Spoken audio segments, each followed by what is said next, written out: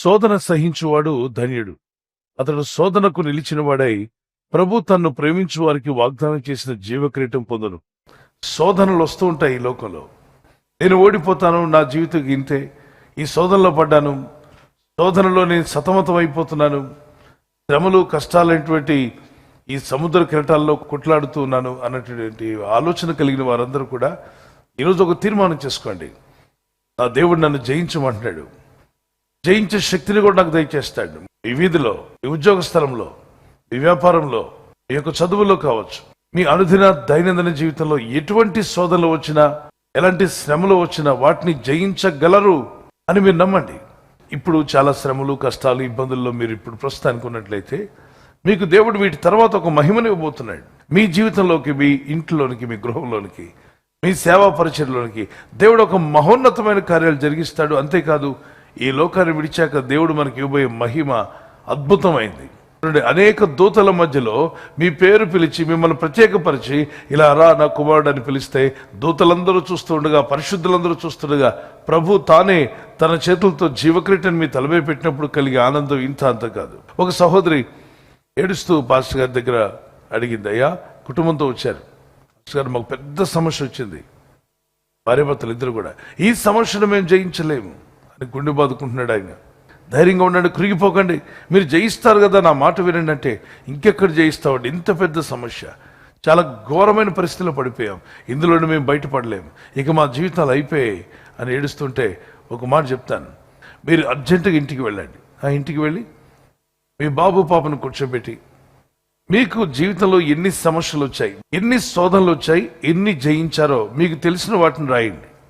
గత 15 సంవత్సరాలుగా మీరు ప్రభుతో ఉన్నానని చెప్పారు. 15 సంవత్సరాల్లో మీకు వచ్చిన అన్ని సమస్యలు రాసుకున్నాండి.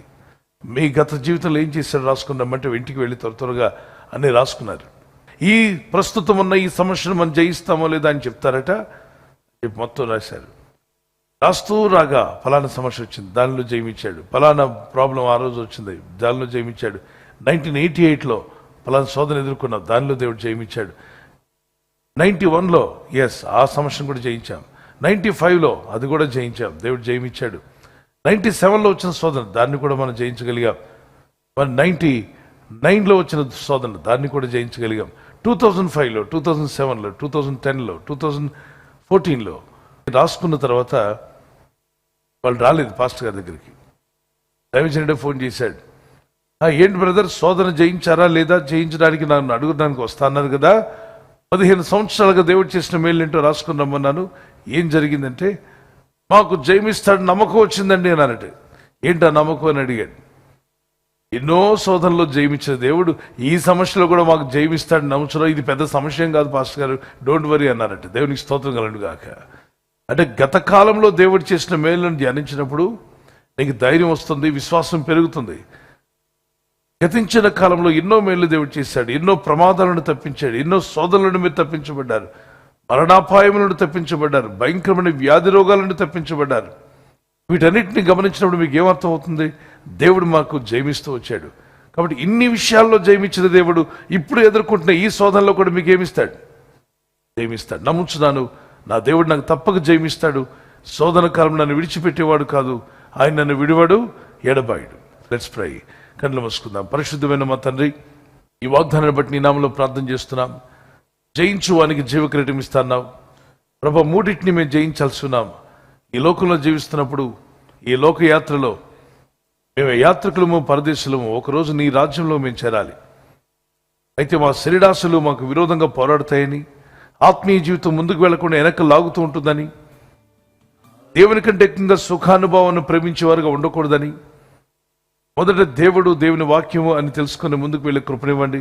శరీరాన్ని జయించుటకు, శరీర కోరికలను జయించుటకు శక్తినివ్వండి. ఈ రాత్రి నెమ్మదితో పండుకొని సురక్షితంగా కాపాడబడినట్లుగా నీ అగ్ని కంచి వేసి మమ్మల్ని కాపాడండి. మీ చిత్తములో కొనసాగే కృప అందరికీ దయచేయమని యేసుక్రీస్తు ప్రశస్త నామములో వీరందరికీ చక్కని నిద్ర దయచేసి తెల్లవారు లేచి కృపను మాకిమ్మని క్రీస్తు నామములో అడిగి వేడుకుంటున్నామా పరలోకపు తండ్రి. ఆమేన్, ఆమేన్. ఈ వాగ్దానాన్ని మీతోనే ఉంచుకోకుండా లైక్ చేయండి, షేర్ చేయండి. అనేకులు ఈ యొక్క ఛానల్ సబ్స్క్రైబ్ చేసుకోమని తెలియపరచండి. సబ్స్క్రైబ్ చేయని వారు కూడా సబ్స్క్రైబ్ చేయండి. Good night. God bless you.